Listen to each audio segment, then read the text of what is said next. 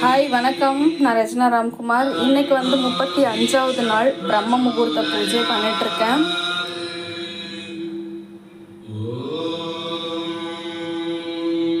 எல்லாருமே சேவிச்சுக்கோங்க.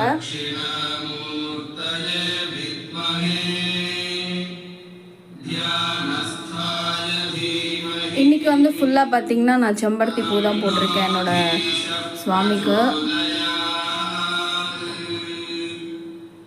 நம்ம வீட்டில் ஒரு சைடு மட்டும்தான் பறித்தேன் இன்றைக்கி, எல்லா சைடும் பறிக்கலை. சரி பூ இருக்கட்டும் அப்படி சொல்லி விட்டுட்டேன். ஃபுல்லாக ஒத்த செம்பருத்தி மட்டுமே இன்றைக்கி பறித்து போட்டிருக்கேன் சாமிக்கு.